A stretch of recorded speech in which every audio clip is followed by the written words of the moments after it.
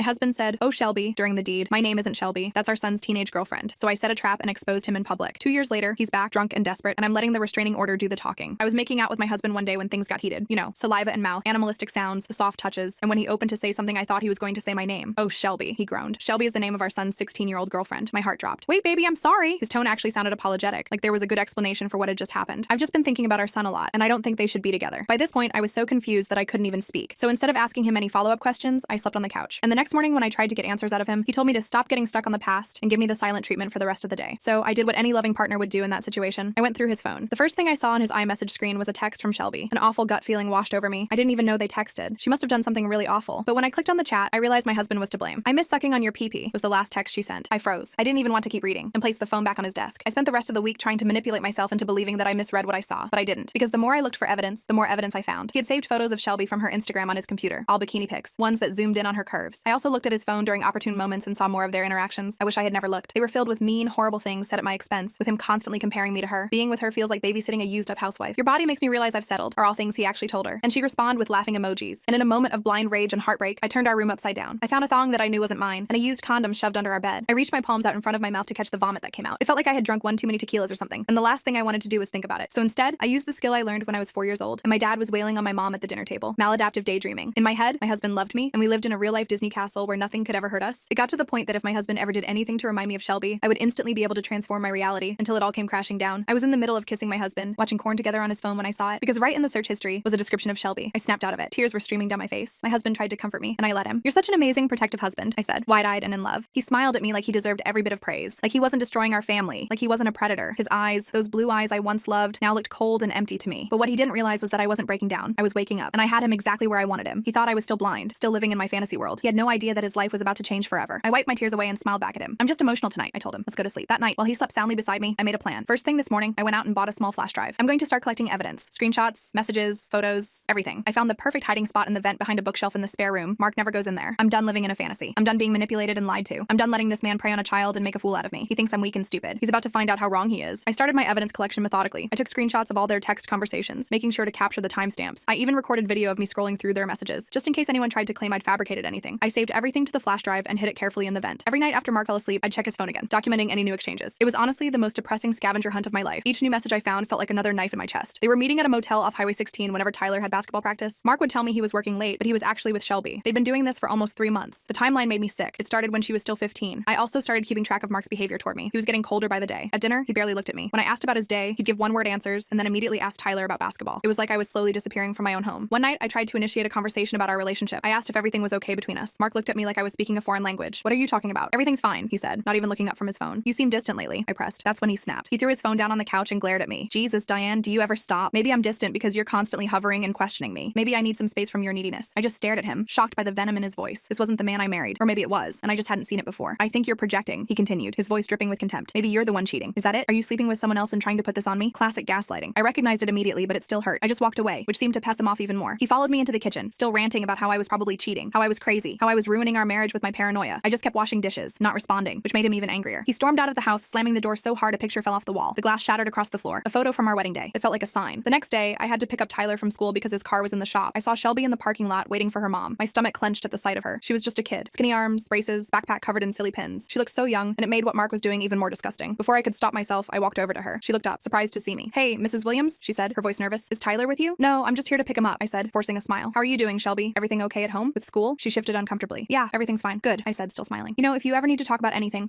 at all, I'm here. Sometimes young women find themselves in situations they don't know how to handle. Situations with older men, for instance." Her face went pale. She didn't respond. "Just remember," I continued, my voice sweet as honey but my eyes locked on hers, "nothing stays secret forever, especially things that could ruin people's lives." I walked away then, leaving her standing there. I know it was risky, but I wanted to rattle her, plant a seed of fear, let her know that I wasn't as clueless as they thought. When I got home with Tyler, Mark was already there, which was unusual. He was pacing in the kitchen, his face red with anger. As soon as Tyler went upstairs, Mark cornered me. "What did you say to Shelby?" he demanded, his voice low and threatening. So she'd texted him immediately. Interesting. "I just said hello," I replied calmly. "Why? Did she say something else?" "Don't play dumb," he hissed. "Stay away from her. You're embarrassing yourself." I just smiled and walked past him to start dinner. My calm reaction seemed to unnerve him more than if I'd fought back. The next day, I noticed something strange. The mail didn't come. I checked the mailbox 3 times, but it was empty. When I called the post office, they told me all our mail had been redirected to a P.O. box. Mark had done it 2 weeks ago without telling me. That same afternoon, I got an alert that our shared savings account had been closed. When I logged into our bank account, I saw that Mark had transferred all the money, nearly $42,000, to a new account under just his name. He was preparing for something, cutting me off financially, hiding our mail. He must have realized I was onto him and was trying to control the situation. confrontation. I needed to move faster. I checked our home security system and discovered he'd changed all the passwords. I couldn't access the cameras anymore. Then I found something even more disturbing. A tiny camera hidden in a vent in our bedroom. He was watching me, monitoring my movements in my own home. I left it in place but started being extra careful. I only checked his phone when I knew he was deeply asleep or in the shower. I only accessed my flash drive when I was sure he wasn't home. I started keeping a small bag packed with essentials, some clothes, toiletries, my important documents, and about $500 in cash I'd been saving from grocery money, hidden in my car trunk. One night, I came home late from the grocery store and found Mark at the computer, frantically deleting files. He didn't hear me come in at first. I stood in the doorway, watching as he erased what looked like pictures and messages. When he finally noticed me, he jumped like he'd seen a ghost. "Jesus, you scared me," he said, quickly closing the laptop. "Sorry," I said, holding up my grocery bags. "Just got back from Kroger. They were out of your favorite cereal." He looked at me suspiciously, like he was trying to figure out if I'd seen what he was doing. I kept my face neutral, but inside my heart was racing. He was destroying evidence. I needed to move faster. The next morning, Mark looked terrible. He had dark circles under his eyes and kept drinking coffee like it was water. He'd clearly been up all night, probably deleting more evidence and worrying about what I might know. "You look tired," I commented, pouring my own coffee. "Didn't you sleep well?" "I'm fine," he snapped. Then after a pause, "Have you been going through my things?" "What things?" I asked innocently. "My computer, my phone, my stuff." I laughed, trying to sound genuinely confused. "Why would I do that? Are you hiding something?" "No," he said too quickly. "But you've been acting weird, sneaking around. I think you're spying on me." "I think you're projecting," I said, throwing his own words back at him. "Maybe you're the one with something to hide, and that's why you're not sleeping. Guilty conscience keeping you up at night." His face darkened. "You're losing it, Diane. Maybe you need to see someone, a therapist or something. Maybe we both should," I suggested. "Couples counseling could be good for us." "We don't need counseling," he said firmly. "We're fine. You're the one with the problem." I just nodded and finished my coffee. Let him think I believed him. Let him think I was the crazy one. That weekend, I made a crucial discovery. I was looking through our family photos on the computer when I found a folder of screenshots. Mark had been taking screenshots of Shelby's Instagram stories, the ones that disappear after 24 hours. But these weren't just any posts. These were from her private account, the one that only her close friends could see. The one Tyler wasn't even allowed to follow because it was just for her girlfriends. How did Mark have access to it? I checked Tyler's phone when he was in the shower and confirmed he couldn't see these posts, which meant Mark had a secret Instagram account that Shelby had added to her close friends list. I dug deeper and found the account. Mike Stevens, 42. A fake name with a profile picture of some random guy's silhouette. The account followed only a handful of people, all teenage girls from Tyler's school, including Shelby. I took screenshots of everything and added them to my flash drive. Then I had a thought. Shelby's parents. Did they know what was happening? Did they have any idea their daughter was involved with a married man twice her age? I found Mrs. Cooper's number in the school directory and called her, using the excuse of planning a surprise party for Tyler and Shelby's 6-month anniversary. During our conversation, I casually asked if Shelby had mentioned spending time with Tyler's dad. With Mark? No. Why would she? Mrs. Cooper sounded genuinely confused. She's always talking about Tyler, but she's never mentioned spending time with his father, so they had no idea. Shelby was lying to her parents too, probably telling them she was with Tyler when she was actually with Mark. The whole thing made me sick. The next day, things took an even darker turn. I went to drive to work and discovered all 4 of my tires had been slashed, not just flat, cut with something sharp. This wasn't random vandalism. This was targeted. I called in sick to work and used Uber to get to a cheap motel a few towns over. I paid cash and used a fake name. I needed space to think, to plan my next move without Mark watching my every breath. While at the motel, I reached out to an old friend from college, Kevin, who worked in digital security. I didn't tell him the whole story about the minor aspect, just that I suspected my husband was having an inappropriate relationship and I needed help gathering evidence. Kevin was horrified and immediately offered to help. He helped me set up a fake email account that looked like it came from Shelby. We sent Mark an email saying Shelby was scared her parents were getting suspicious and she needed to talk to him about what to do. We asked specific questions that would require him to acknowledge their relationship in his response. Mark took the bait. He replied within minutes, telling Shelby not to worry, that they'd been careful and no one suspected anything. He told her to delete their text conversations regularly and to make sure she always used the private browsing mode when messaging him. He even referenced specific times they'd been together, giving me exact dates and locations. I forwarded everything to my real email and added it to my flash drive. Then I contacted a divorce lawyer, not just any lawyer, but one who specialized in cases involving infidelity and abuse. I showed her some of my evidence and she was appalled. She helped me understand my options and what steps I needed to take to protect myself financially and legally. One thing became very clear from our conversation. I couldn't confront Mark alone. He was becoming increasingly unstable, and it wasn't safe. The slashed tires proved he was willing to escalate to property damage. What would be next? The lawyer suggested I stay with a friend or family member when I finally served him with divorce papers. She also recommended I have a police escort when I returned to the house to collect my belongings. The severity of her warnings made the situation feel even more real and dangerous. I decided to set a trap. I needed to catch Mark in a way that would leave him no wiggle room, no way to deny what he'd done or twist it around on me. And I needed witnesses, people he couldn't manipulate or threaten into silence. I planned a family dinner for the following weekend, inviting Mark's parents and his sister, along with Tyler. I told everyone it was to celebrate Mark's recent promotion at work. A lie, but a convenient one. Mark seemed suspicious of my sudden desire to host a family gathering, but didn't object. The night before the dinner, I prepared Mark's favorite meal and bought his favorite beer. I wore the dress he always said he liked. I was the perfect doting wife. When he asked what had gotten into me, I told him I'd been doing some thinking and realized I'd been too hard on him lately. I apologized for being suspicious and said I wanted us to have a fresh start. He seemed to buy it. His posture relaxed and he actually smiled at me. A real smile, not the cold one I'd been getting for weeks. He even helped clean up after dinner, something he hadn't done in months. That night, when he was in the shower, I switched his phone with an identical model I'd bought. Kevin had helped me set it up with a screen recording app that would capture everything Mark did on the phone, plus GPS tracking. The real phone, with all its incriminating evidence, went into my secret bag in the car trunk. The next day, as I prepared for the family dinner, Mark was in an unusually good mood. He kept touching me as I cooked, a hand on my waist, a kiss on my neck. It took everything in me not to recoil. I just kept smiling and playing along. His parents arrived first, then his sister with her husband, and finally Tyler came downstairs. Everyone was chatting in the living room while I finished up in the kitchen. Mark was telling some story about a client at work, laughing and animated. He thought he had won. He thought I was broken, submissive, back under his control. He had no idea what was coming. I connected my laptop to the TV, telling everyone I wanted to show them photos from our recent family vacation. But instead of vacation photos, I had queued up the evidence. All of it. The texts, the emails, the Instagram screenshots, the motel receipts, everything. I hit play and watched as Mark's face went from confused to horrified. His mother gasped. His sister covered her mouth. Tyler looked bewildered, then angry as he realized what he was seeing. "What the hell is this?" Mark shouted, lunging for the laptop. But his father, a big man with hands like hammers, grabbed his arm. "Sit down!" His father growled. "Sit down and explain yourself." Mark looked around wildly, like a cornered animal. "She's making this up," he said, pointing at me. "She's crazy. She's been acting paranoid for weeks. She fabricated all of this because she's jealous of how much time I spend with Tyler." But no one was buying it. The evidence was too clear, too specific. There were timestamps timestamps, locations, his own words in black and white. Tyler stood up, his face pale. Is that why Shelby stopped talking to me last week? Were you with my girlfriend? Mark couldn't even look at his son. He just kept repeating that I was lying, that I was crazy, that I had manipulated the evidence. His mother walked over and slapped him hard across the face. The sound echoed in the suddenly silent room. How could you? She whispered, tears streaming down her face. She's a child. She's your son's girlfriend. What is wrong with you? Mark's sister took Tyler by the arm and led him out of the room. I could hear her talking to him softly in the kitchen, probably trying to comfort him. Though what could you possibly say in this situation? Mark turned on me then, his face contorted with rage. You manipulative bitch, he snarled. You planned this whole thing. You set me up. I stayed calm. I didn't say a word. I just watched him break. Watched as the reality of his situation finally hit him. He had lost everything. His son's respect, his parents' love, his marriage, and it was all his own doing. Get out, I finally said, my voice steady. Get out of my house. Your house? He laughed bitterly. This is my house. I paid for it. You're nothing without me. I walked upstairs without responding and returned with his suitcase. I'd packed it the night before, just the essentials, enough to get him through a few days. I've already changed the locks, I lied, knowing I would do it first thing tomorrow. Your lawyer can contact mine about the rest of your things. His father stood up. You're coming with us, Mark. Now. Mark looked around the room, searching for an ally, but found none. Even his mother, who had always defended him, couldn't look at him now. This isn't over, he said to me as his father practically dragged him to the door. Yes, it is, I replied, tossing his suitcase onto the front porch.